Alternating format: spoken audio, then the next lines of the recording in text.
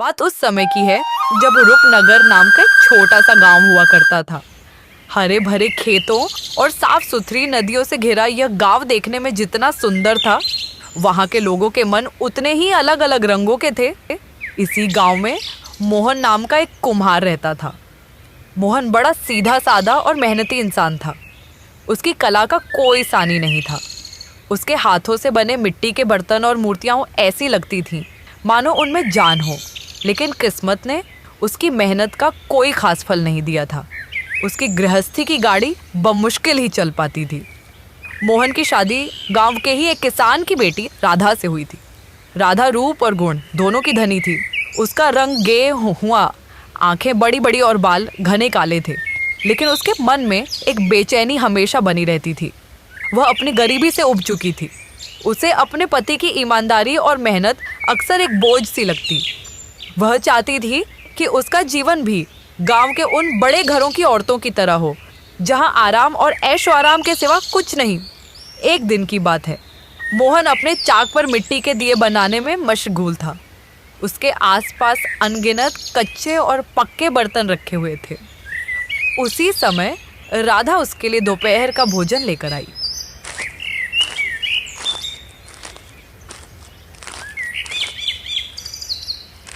सुनो जी, खाना तो खा लो। सुबह से भूखे ही हो, इस मिट्टी से पेट तो नहीं भरता ना। बस आ ही रहा हूँ राधा। तुम क्यों कष्ट करके इतनी दूर आई? मैं घर आ ही जाता। कष्ट? यह तो मेरी नियति है। दूसरे घरों में नौकर चाकर हैं, हम हैं कि खुद ही सब कुछ करते रहो। वैसे भी घर में बैठे बैठे क्या करती? उन चार दीवारों में मेरा तो दम घुटने लगता है। राधा, तुम उदास क्यों रहती हो? मैं जानता हूँ मैं तुम्हें वो सब नहीं दे पाया जिसकी तुम हकदार हो, लेकिन मैं दिन रात मेहनत कर रहा हूँ। एक ना एक दिन अच्छे दिन जरूर आएंगे। अच्छे दिन? तुम्हारे इन्हीं मटकों और दियों को बेचकर क्या अच्छे दिन आएंगे? सारी उम्र इसी तरह मिट्टी में लथपथ रहना है हमें। दोनों के बीच यह बातचीत चल ही रही थी कि तभी वहां से गांव का सबसे रसूखदार और अमीर आदमी ठाकुर विक्रम सिंह गुजरा। वह अपने घोड़े पर सवार होकर अपने खेतों का मुआयना करने जा रहा था। उसकी नज़र अचानक राधा पर पड़ी। राधा के रूप ने उसे एक पल के लिए ठिठकने पर मजबूर कर दिया। उसने घोड़े की लगाम खींची और एकटक राधा को देखने लगा। अरे, ये सुंदरी कौन है? इस मोहन कुम्हार की किस्मत तो फूलों से भी भारी है। इतनी खूबसूरत औरत इस गरीब के हाथों में। ये तो सोने का हार किसी साधु के गले में पड़ा है। अफसोस, ये तो मेरे महल की शोभा बनने लायक है। इस पर तो मेरा हक बनता है, क्योंकि इस मोहन की हैसियत ही क्या है।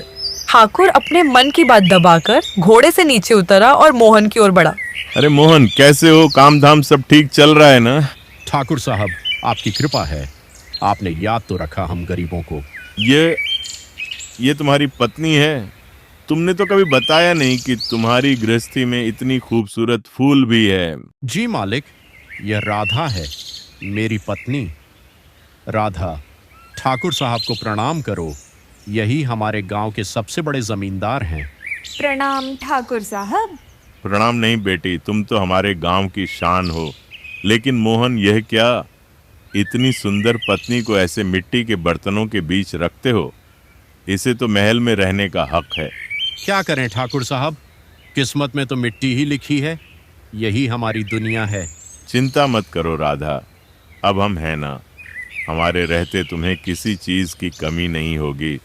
मोहन से अच्छा मोहन, एक काम करो, मुझे अपनी नई कोठी के लिए कुछ खास फूलदान और सजावटी मूर्तियाँ चाहिए। तुम ही बना देना। और हाँ, पैसों की चिंता मत करना, हम मुंह मांगी कीमत देंगे। जरूर ठाकुर साहब, आपकी बड़ी मेहरबानी है। मैं अपनी पूरी कला से आपके लिए सबसे सुंदर चीजें बनाऊंगा। और हाँ राधा, अगर कभी घर में मन घबराए तो हमारी हवेली में आ जाया करो। वहाँ बहुत बड़ा बगीचा है। मेरी पत्नी भी अकेली रहती हैं, उनका भी मन बहल जाएगा।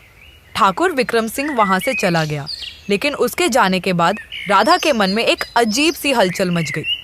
उसने अपने पति के मिट्टी से सने हाथों और ठाकुर की चमचमाती अंगूठी को देखा। उसे लगा है जैसे दोनों के बीच एक आसमान का फासला है। उस दिन के बाद से वह अक्सर अपने घर के दरवाजे पर खड़ी होकर ठाकुर की हवेली की ओर देखती रहती। उसके मन में एक लालच ने जन्म ले लिया था, एक ऐसी चाहत जो उसे अंदर ही अंदर जलाने लगी थी। ठाकुर विक्रम सिंह की नजर भी राधा के रूप पर ऐसे अटकी थी जैसे मकड़ी का जाला। वह कोई न कोई बहाना ढूंढता और मोहन के घर के आसपास चक्कर लगाता रहता था। एक दिन उसने मोहन को बुलावा भेजा।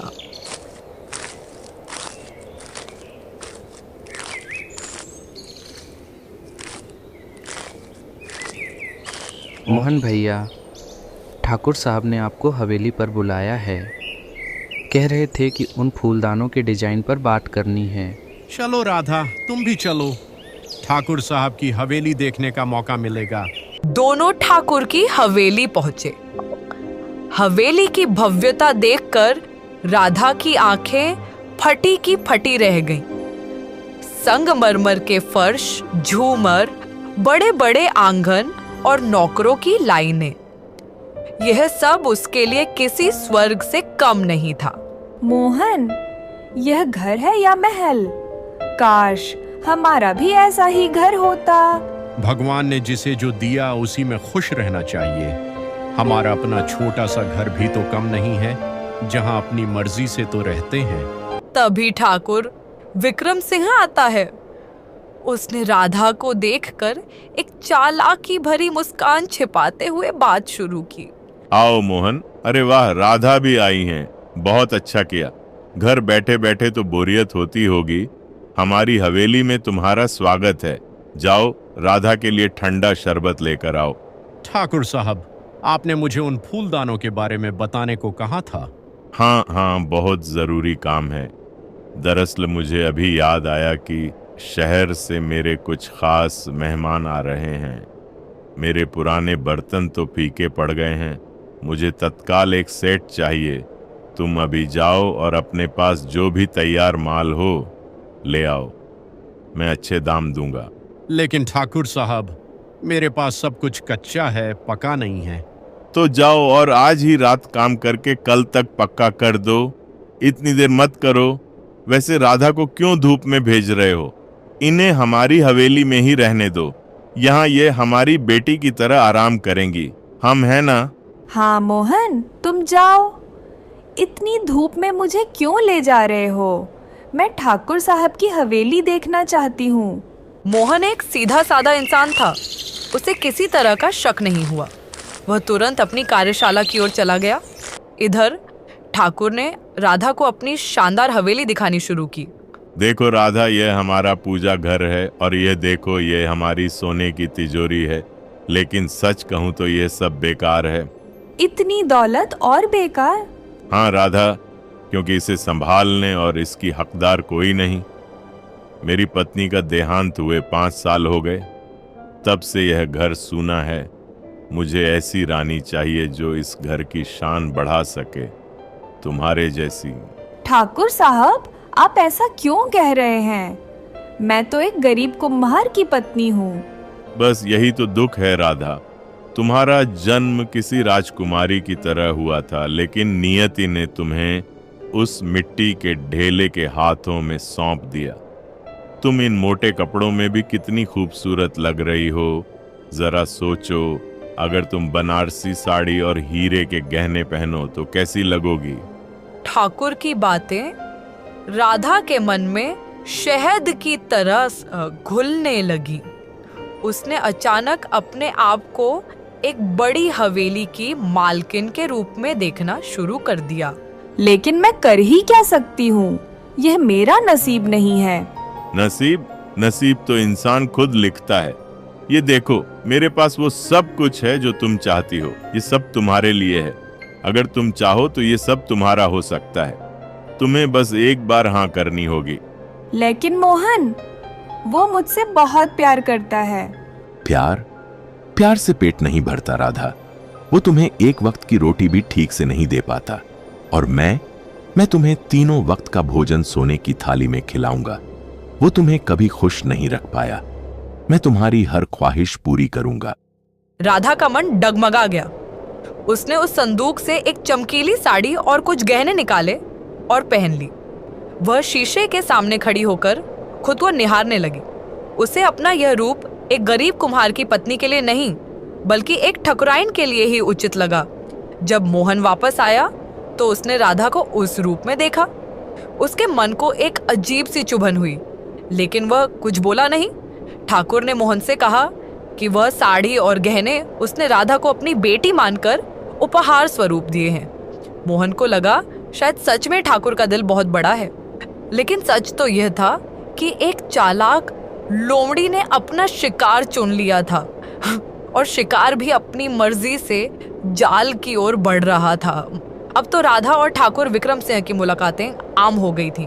राधा अक्सर घर से बाहर निकलती और ठाकुर की हवेली जा पहुंचती। ठाकुर उसे कीमती तोहफे देता, उसकी झूठी तारीफें करता और राधा को लगने लगा कि सचमुच मोहन उसके लायक नहीं है। उसे अब मोहन की मेहनत, उसका प्यार और उसकी सादगी सब बेमानी लगने लगी थी। उसके मन में ठाकुर की दौलत और ऐश्वर्य बस गया था। एक शाम जब मोहन घर आया तो राधा उदास बैठी थी। मोहन ने प्यार से उसके कंधे पर हाथ रखा। क्या बात है राधा, तबीयत तो ठीक है ना? तुम आजकल कुछ खोई खोई सी रहती हो। मुझे क्या होगा, और अगर हो भी गया तो तुम क्या कर लोगे? बस मुझे अपने हाथ मत लगाओ। इन मिट्टी से सने हाथों की गंध मुझे अच्छी नहीं लगती। राधा, ये तुम क्या कह रही हो? यही हाथ तो हमारे घर का चूल्हा जलाते हैं। हाँ, बस चूल्हा ही जला पाते हो। क्या दिया है तुमने मुझे? ये फटी पुरानी साड़ी, ये टूटी फूटी चूड़ियाँ। देखो मेरे पास ये गहने, ये साड़ी सब ठाकुर साहब ने दिए हैं, क्योंकि वह जानते हैं कि एक खूबसूरत औरत की कीमत क्या होती है। तो ये बात है, तुम ठाकुर के पास जाती हो इसीलिए वह ये सब दे रहे हैं। राधा, ये सब ठीक नहीं है। वो आदमी तुम्हारा फायदा उठा रहा है।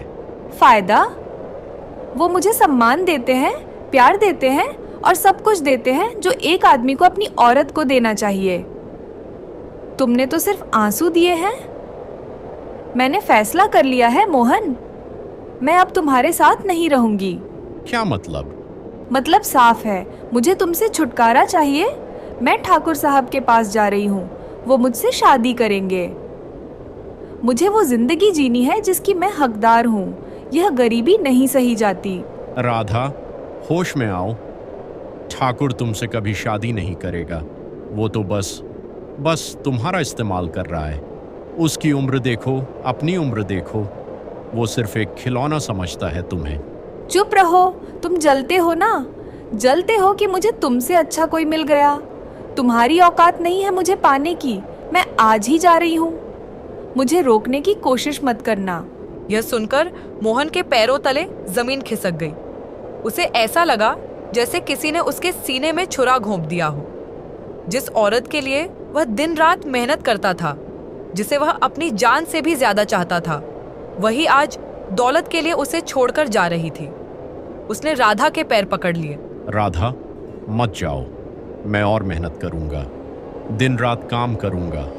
तुम्हें जो चाहिए लाकर दूंगा, लेकिन मुझे मत छोड़ो। नहीं, मैं अब और बर्बाद नहीं कर सकती अपनी जिंदगी। ये लो तुम्हारा मंगलसूत्र और सिंदूर। मैं ये सब त्यागती हूँ। अब से मेरा तुमसे कोई रिश्ता नहीं। इतना कहकर राधा ने अपना सामान उठाया और ठाकुर की हवेली की ओर चल पड़ी। मोहन जमीन पर बैठकर सिसकियां भरता रहा। उस रात उसने न कुछ खाया न पिया।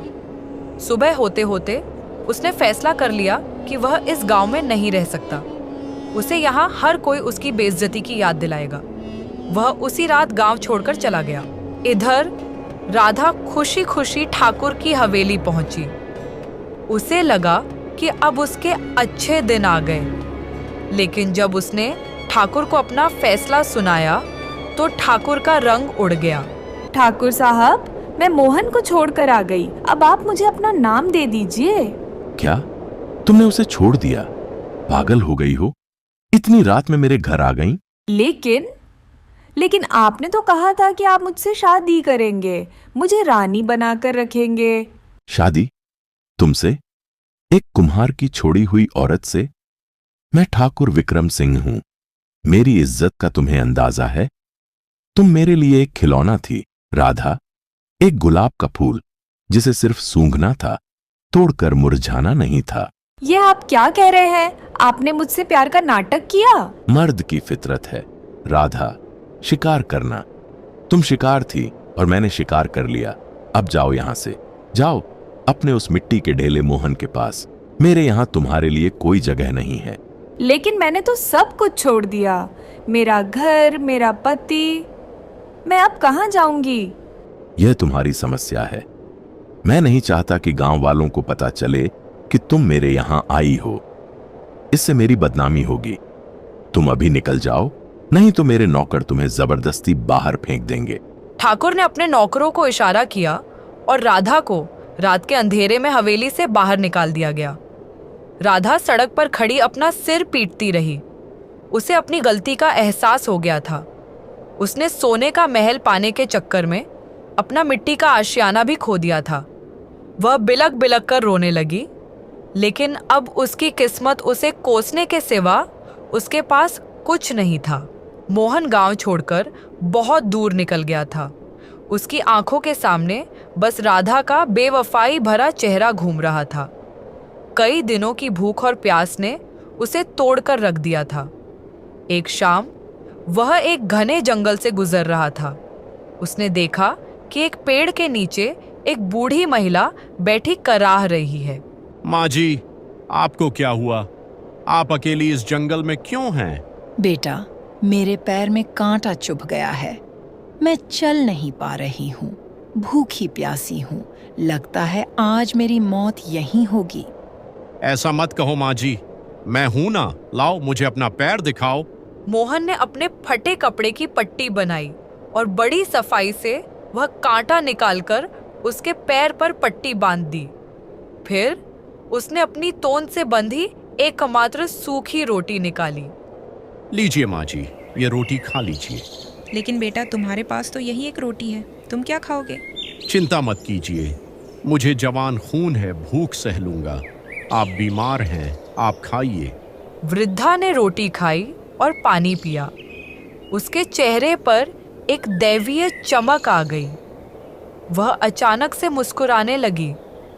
मैं तुम्हारी परीक्षा ले रही थी। मैं कोई साधारण स्त्री नहीं, इस जंगल की देवी हूँ। तुमने अपनी भूख की परवाह न करके मेरी मदद की। तुम्हारा दिल अभी भी सोने की तरह शुद्ध है। इतना बड़ा धोखा खाने के बाद भी मैं तुमसे प्रसन्न हूँ। बोलो, क्या वरदान चाहिए? देवी माँ, मैंने तो सिर्फ अपना फर्ज निभाया है।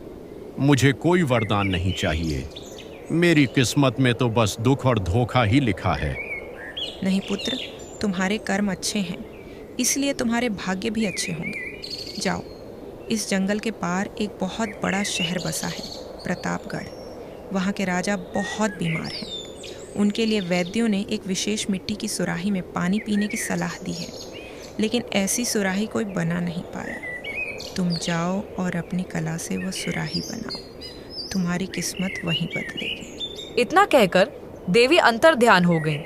मोहन ने सोचा, यह तो ईश्वर का इशारा है। वह भूखा प्यासा ही प्रतापगढ़ की ओर चल पड़ा। कई दिनों की मशक्कत के बाद वह शहर पहुंचा। उसने सुना कि राजा ने ऐलान करवा रखा है कि जो भी कुम्हार उस बीमारी को ठीक करने वाली सुराही बनाएगा, उसे मुंह मांगा इनाम दिया जाएगा। मोहन राज दरबार में पहुंचा। वहां पहले से ही शहर का सबसे बड़ा और घमंडी कुम्हार मंगल सेठ अपनी कला का प्रदर्शन कर रहा था। महाराज, मेरे जैसा कलाकार पूरे राज्य में नहीं है। ये देखिए मेरी बनाई सुराही, इस पर कितनी बारीक नक्काशी है।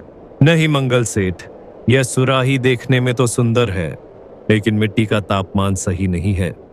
इससे पानी में औषधीय गुण नहीं आएंगे। तभी मोहन आगे बढ़ा। उसके फटे पुराने कपड़े और मिट्टी से सना शरीर देख दरबारी हंसने लगे। अरे, ये कौन भिखारी आ गया? इसे बाहर निकालो। महाराज की आज्ञा हो तो मैं एक सुराही बनाना चाहता हूँ। रुको, इसे मौका दो। कभी कभी फटे कपड़ों में भी हीरा छुपा होता है। मोहन ने अपना चाक मंगवाया और मिट्टी गूंथने लगा। जब उसने काम करना शुरू किया तो सारा दरबार मंत्रमुग्ध होकर देखता रह गया। उसके हाथों में जैसे जादू था। उसने पल भर में एक ऐसी सुराही बनाई जिसकी आकृति अपने आप में अद्भुत थी। उसने उसे आंच दिखाई और फिर राजवैद्य को सौंप दी। अद्भुत, अद्भुत।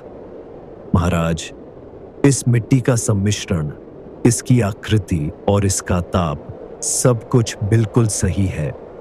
यह सुराही ही आपके रोग को जड़ से खत्म कर सकती है। राजा ने उस सुराही का पानी पीना शुरू किया और कुछ ही दिनों में वह पूरी तरह स्वस्थ हो गए। राजा प्रताप सिंह ने मोहन को अपना राजकीय कलाकार नियुक्त कर दिया। उन्होंने उसे शहर के बीचों बीच एक बहुत बड़ी कार्यशाला और एक आलीशान घर दिया। मोहन की कीर्ति दूर दूर तक फैलने लगी, लेकिन मोहन ने अपनी सादगी नहीं छोड़ी। उसने अपनी कार्यशाला के एक हिस्से में गरीबों और बेसहारों के लिए एक मुफ्त भोजनालय खोल दिया। वह खुद अपने हाथों से खाना बनाकर लोगों को खिलाता था। उसका मानना था कि उसने जितना दुख झेला है वह नहीं चाहता कि कोई और भूखा सोए। समय बीतता गया। मोहन अब प्रतापगढ़ में मोहन कलाकार नहीं बल्कि मोहन दानी के नाम से प्रसिद्ध हो गया था। उसका भोजनालय दिन रात चलता रहता था। एक दिन उसके भोजनालय के बाहर एक भिखारिन आई। उसके कपड़े फट चुके थे, बाल बिखरे हुए थे और चेहरा मुरझाया हुआ था। वह और कोई नहीं, राधा थी। अरे भाई, तुम क्यों लाइन में खड़ी हो? तुम्हारा नंबर आएगा तब खाना मिलेगा, थोड़ा सब्र करो। भैया, मैं 3 दिन से भूखी हूँ, मुझे थोड़ा सा खाना दे दो, मैं सब्र नहीं कर सकती। तभी मोहन वहां से गुजरा। उसने उस आवाज को पहचान लिया। वह ठिठक गया। उसने मुड़कर देखा तो राधा थी। उसकी वही राधा जो कभी सोने की तरह चमकती थी, आज मिट्टी में लथपथ थी। मोहन के मन में भावनाओं का तूफान उठा। उसे गुस्सा आया, दुख हुआ, लेकिन फिर उसे देवी माँ की बात याद आई कि उसका दिल सोने का है। इस औरत को अंदर लाओ और लाइन में नहीं बल्कि सीधे मेरे पास बिठाकर खाना दो। सेवक राधा को अंदर एक कमरे में ले गया और उसके सामने भरपेट भोजन रख दिया। राधा ने जब खाना खाकर ऊपर देखा तो सामने मोहन को खड़ा पाया। उसकी सांसें थम गईं। आंखों से आंसुओं की धारा बह निकली। मोहन, तुम? यह सब तुम्हारा ही है? मुझे माफ कर दो मोहन, मुझे बहुत बड़ी सजा मिल गई है। उस ठाकुर ने मुझे बर्बाद कर दिया। मैंने अपने हक के पति को ठुकरा दिया था। मैं पापिन हूँ। राधा, उठो, जमीन पर मत गिरो। नहीं, मैं तब तक नहीं उठूंगी जब तक तुम मुझे माफ नहीं कर देते। मुझे पता है मैं माफी के लायक नहीं हूँ, लेकिन तुम तो देवता हो। मैंने तुम्हें छोड़ा, लेकिन तुमने आज भी मुझे खाना खिलाया। मैंने तुम्हें बहुत पहले ही माफ कर दिया था राधा। नफरत करने से इंसान खुद जलता है। मैं तो बस अपना कर्म करता रहा। लेकिन सुनो, माफी और रिश्ता दोनों अलग अलग चीजें हैं। जो रिश्ता तुमने तोड़ा वह अब नहीं जुड़ सकता। मैं जानती हूँ मोहन, मैं अब कोई हक नहीं रखती। बस मुझे कहीं एक कोना दे दो जहाँ मैं तुम्हारी सेवा कर सकूं। मुझे अपने पाप धोने का एक मौका दे दो।